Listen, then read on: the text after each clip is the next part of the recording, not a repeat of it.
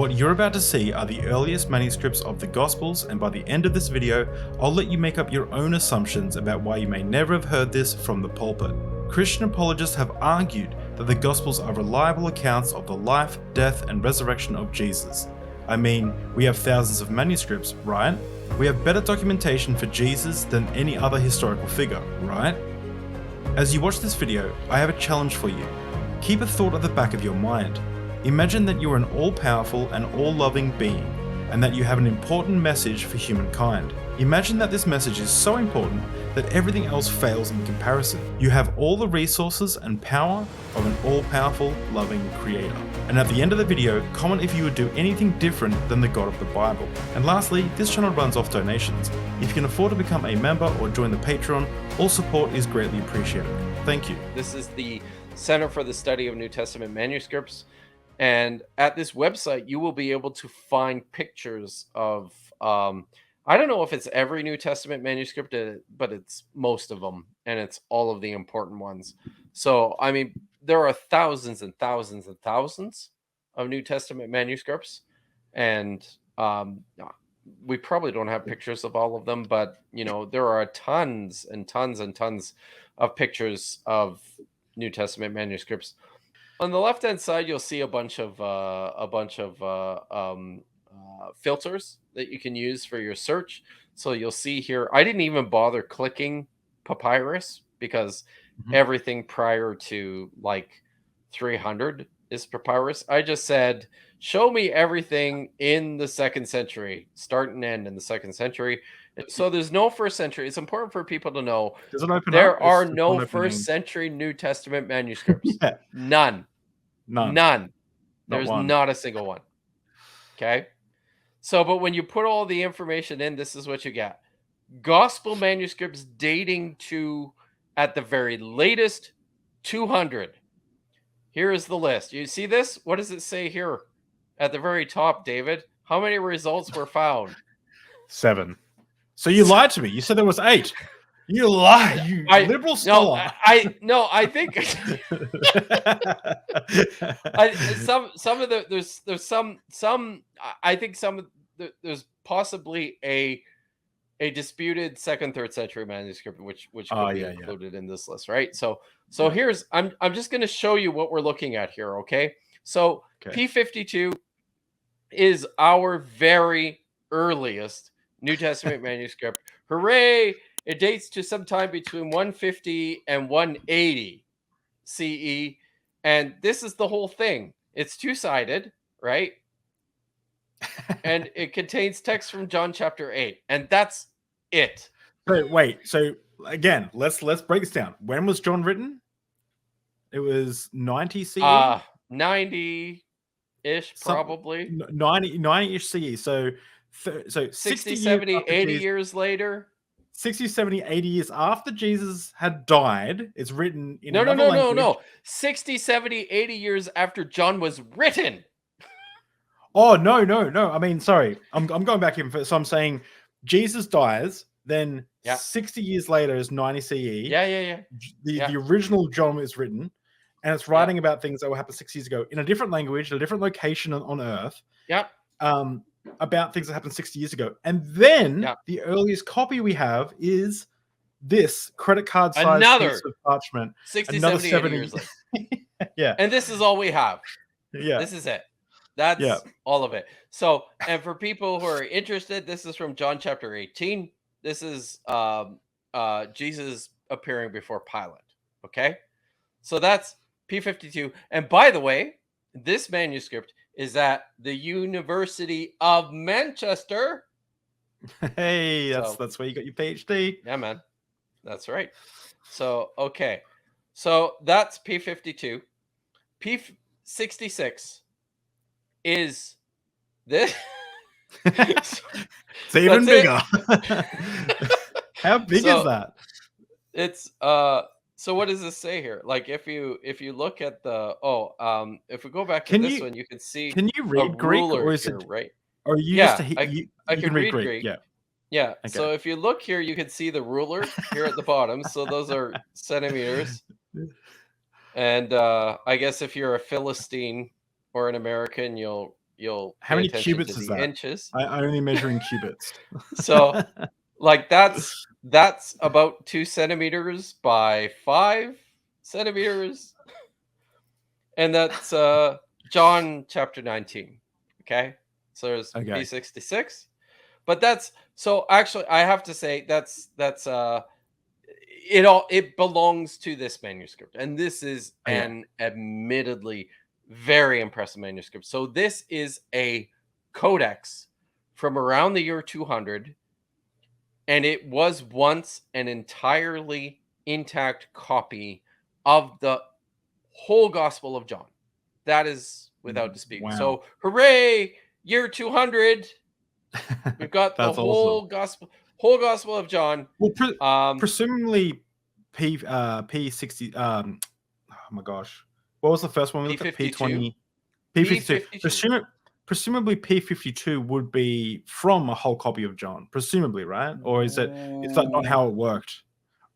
Is that a bad assumption? I think that is an unfounded assumption. Okay, yeah, all right. Because I'm just imagining, yeah. Because now think about it, maybe they will just write out certain sections, and yeah, okay, that makes sense, right? Because I have this perspective that it's like they're writing the eternal words of, like, I still have this Christian perspective. It's like these are the eternal words of God that will live on forever. Like we're forgetting that a lot of these Christians believe that because Jesus said it, that he was going to return in their lifetimes. They didn't think they were going to die of old age. They did, or they got killed or whatever.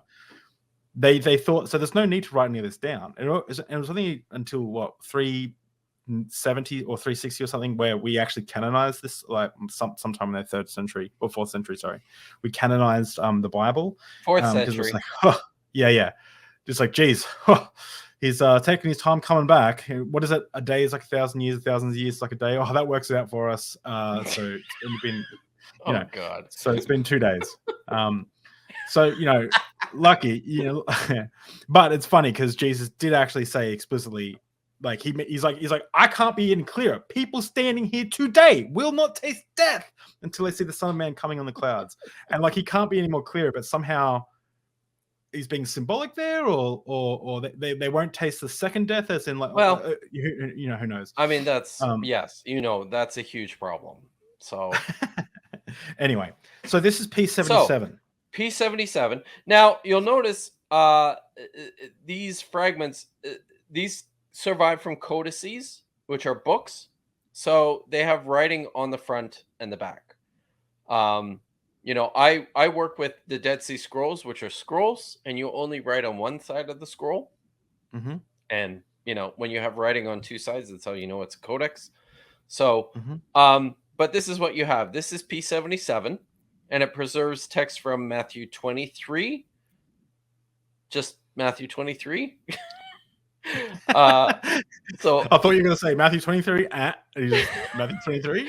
I actually thought I was going to say more than that too. So, but that's taking effect. That's great. that's all we have. All right. So P77. Oh God, I shouldn't click that button. Sorry, I have to do this over again. So 2nd century, and it's easy because this is all we have from the 2nd century, and we're just doing Gospels. All right, so that was P77. Here is P90. It's a little bit bigger, right? A little bigger. Yeah. And it comes from a codex, so it's two-sided. It looks like artwork from the early 2000s that would be on like a T-shirt if it was like. Oh, I would wear that if it was on a T-shirt. Yeah. Damn right. So John 18 to 19. Thereabouts. That's what's text from we have preserved. Hang on, on this Kip. particular manuscript. Hang on. Yeah.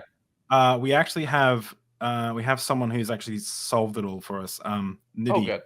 Trust me, bro. Yeah, man. New Testament is legit.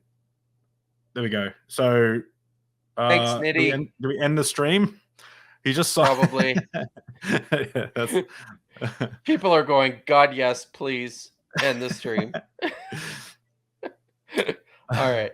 So that's P90. Next is P103. So this is second and or third century. So we're not even sure.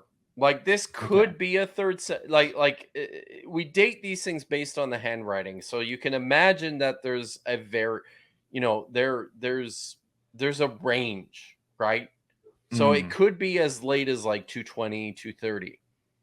So comes from a codex, Matthew chapter 13. Okay, so that was my question. Is like, so we date these. Is it primarily only with handwriting analysis, or are there like other, like, do we do any carbon dating with this kind of stuff, or is that not accurate enough? No, the reason manuscripts aren't carbon dated is because you have to immolate the material. So people are kind of antsy about destroying portions of their very, very, very valuable tiny little bits of papyrus and parchment, as you can imagine. So now I will say that there are manuscripts that have been carbon dated, and the carbon dating helps to calibrate our paleographical dates, right? Cool. So when you're dating the handwriting, if you use that calibration based on the carbon dating, it's usually pretty accurate. So where does one go to get a degree, or like get expertise in paleography? Like that seems like there's places you can go, but it's very, very niche. So I feel like it'd be like in a cave in Norway or something. Like it'll be like so niche that like you get trained by monks who only drink a beer or something. Like it'd be my dirty little secret is that I don't have an actual degree working in paleography. I had to learn how to do it from people who do it. So I worked with people like Michael Langlois and like Daniel Stokel Ben Ezra, and who else? Mostly those two, but and lots of reading and lots of practice to learn how to do paleography. And I don't do Greek paleography. I'm just depending on what's been provided here by the Center for New Testament Manuscripts. All right. This is the last one. Okay. So Matthew chapter 21 through... I knew it was Matthew. I remember Matthew it from 21. A video I made. I used this very image. Oh, is that right? And look at this. Look at the verso side. Sorry, the recto side. No, the verso side of this manuscript, and how much ink has survived there. Wow. It's just very badly damaged. Yeah. But now I have finished. Congratulations. Everyone on this stream has now seen the entire extent of the manuscript evidence for the Gospels that dates to before the year 200, probably. And that's it. That is all of it. You will notice there is not a single fragment from the Gospel of Mark or the Gospel of Luke. Lots of John, lots of Matthew, and very small fragments. And that's it. That's it. And I think, I mean, I think this is a major problem. Now, I don't have reason to suspect that the texts that we have were dramatically different from the time they were written to the time of these manuscripts in the 2nd century. But importantly, I don't know. We don't know. Right? We just don't know.